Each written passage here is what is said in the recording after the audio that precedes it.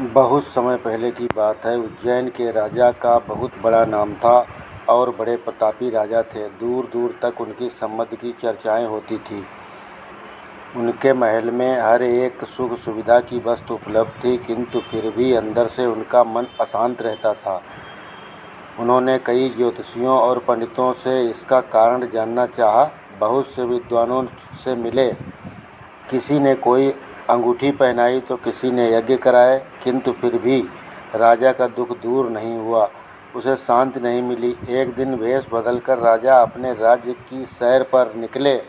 घूमते घूमते वो एक खेत के निकट से गुजरे। तभी उनकी नज़र एक किसान पर पड़ी। किसान ने फटे पुराने वस्त्र धारण कर रखे थे और वो पेड़ की छांव में बैठकर भोजन कर रहा था।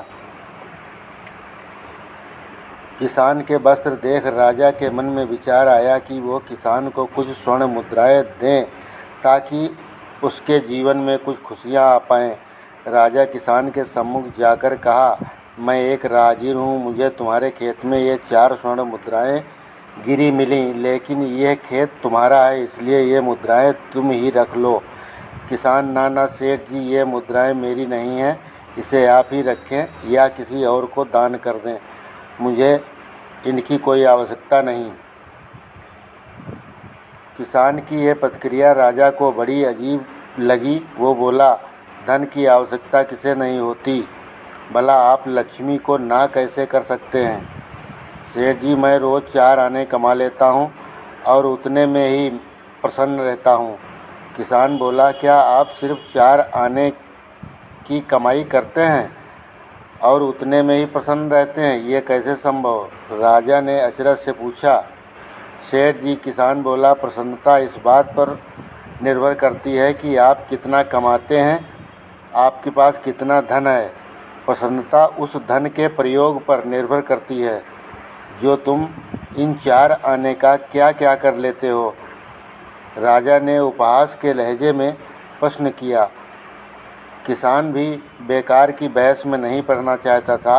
उसने आगे बढ़ते हुए उत्तर दिया कि इन 4 आनों में से एक मैं कुएं में डाल देता हूँ, दूसरे से कर्ज चुका देता हूँ, तीसरा उधार दे देता हूँ और चौथा मिट्टी में गाड़ देता हूँ। राजा सोचने लगा। उसे ये उत्तर समझ नहीं आया। वो किसान से इसका अर्थ पूछना चाहता था, पर वो जा चुका था। राजा ने अगले दिन ही सभा बुलाई और पूरे दरबार में कल की घटना कह सुनाई और सबसे किसान के उस कथन का अर्थ पूछा। दरबारियों ने अपने अपने तर्क पेश किए, पर कोई भी राजा को संतुष्ट नहीं कर पाया। अंत में किसान को ही दरबार में बुलाने का निर्णय लिया गया। बहुत खोजबीन के बाद किसान मिला और उसे कल की सभा में प्रस्तुत होने का निर्देश दिया गया। राजा ने किसान को उस दिन अपने वेश बदलकर भ्रमण करने के बारे में बताया और सम्मानपूर्वक दरबार में बैठाया। मैं तुम्हारे उत्तर से प्रभावित हूँ और तुम्हारे 4 आने का हिसाब जानना चाहता हूँ। बताओ, तुम अपने कमाए 4 आने किस तरह खर्च करते हो जो तुम इतना बस प्रसन्न और संतुष्ट रह पाते हो? राजा ने प्रश्न किया। किसान बोला, हुजूर, जैसा कि मैंने बताया था कि मैं एक आना कुएं में डाल देता हूँ, यानी अपने परिवार के भरण पोषण में लगा देता हूँ। दूसरे में कर्ज चुकाता हूँ, यानी इसे मैं अपने वृद्ध माँ बाप की सेवा में लगा देता हूँ। तीसरा मैं उधार देता हूँ, यानी अपने बच्चों की शिक्षा दीक्षा में लगा देता हूँ।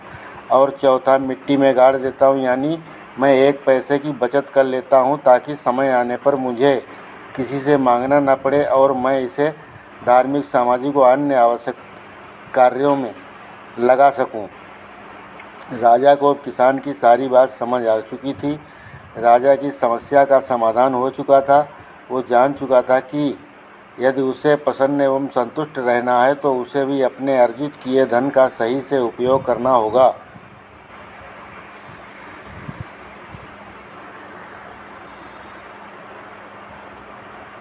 मित्रों, कहानी अच्छी लगी हो तो लाइक, शेयर और चैनल को सब्सक्राइब कर लें। धन्यवाद।